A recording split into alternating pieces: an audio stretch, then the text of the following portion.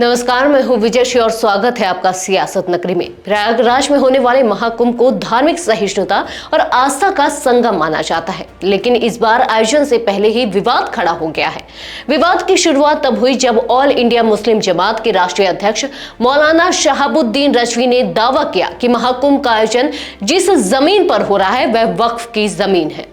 मौलाना शहाबुद्दीन रजवी ने press conference में कहा कि प्रयागराज के सरताज नामक व्यक्ति ने जानकारी दी है कि कुंभ मेले की तैयारियां करीब 54 बीघा वक्फ जमीन पर की जा रही है। आज के जो मुसलमान हैं उनमें से एक सरताज नाम के हैं, उन्होंने इस बात की जानकारी दी और कहा, एलानिया तौर पर इस बात को कहा कि जो जमीन है, जिस जमीन पर, जमीन के बहुत सारे हिस्से पर जो शामियाने तंबू वगैरह लगाए गए हैं, इंतजामात किए गए हैं, मेला लग रहा है, ये वक्फ की जमीन है और वहां के मुसलमानों की जमीन है।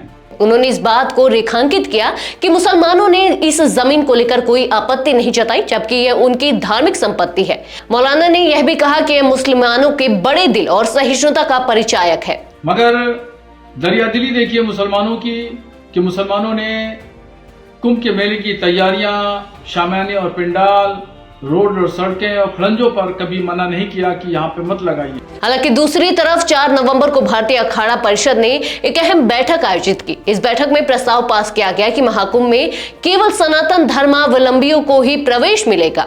उनका तर्क था कि कोई भी मुखौटा लगाकर गलत इरादों से कुंभ में प्रवेश कर सकता है और सनातन संस्कृति को दूषित कर सकता है। इस प्रस्ताव के बाद विवाद ने तूल पकड़ लिया। मौलाना रजवी ने अखाड़ा परिषद के इस फैसले की आलोचना करते हुए इसे तंग नजरी बताया और साधु संतों से आग्रह किया कि वे मुसलमानों की तरह बड़ा दिल दिखाएं। उन्होंने कहा कि यह एक तरफा निर्णय न केवल गलत है बल्कि भारतीय संस्कृति के मूल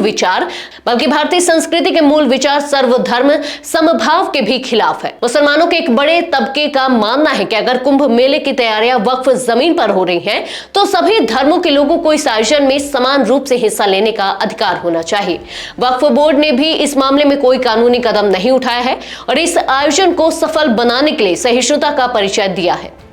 दूसरी ओर साधु संत और अखाड़ा परिषद अपने फैसले पर अडिग है। उनका कहना है कि महाकुंभ एक धार्मिक आयोजन है जो सनातन धर्म और संस्कृति का प्रतिनिधित्व करता है। उनका मानना है कि बाहरी तत्वों का प्रवेश इस पवित्र आयोजन की गरिमा को ठेस पहुंचा सकता है।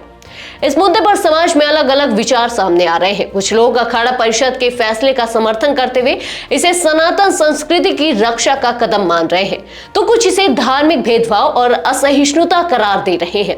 राजनीतिक दल भी इस विवाद में कूदने लगे हैं। कुछ नेताओं ने इसे राजनीति से प्रेरित विवाद बताया, जबकि कुछ ने इसे धर्मनिरपेक्षता पर सवाल खड़ा करने वाला मुद्दा करार दिया।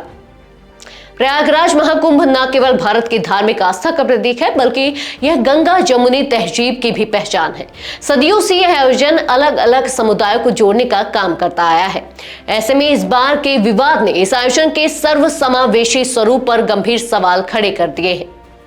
तो क्या महाकुंभ में मुसलमानों की एंट्री पर प्रतिबंध भारतीय संस्कृति के सर्वधर्म समभाव के विचार पर चोट करेगा? क्या साधु संत अपने फैसले पर पुनर्विचार करेंगे या फिर यह विवाद आने वाले समय में और गहराएगा?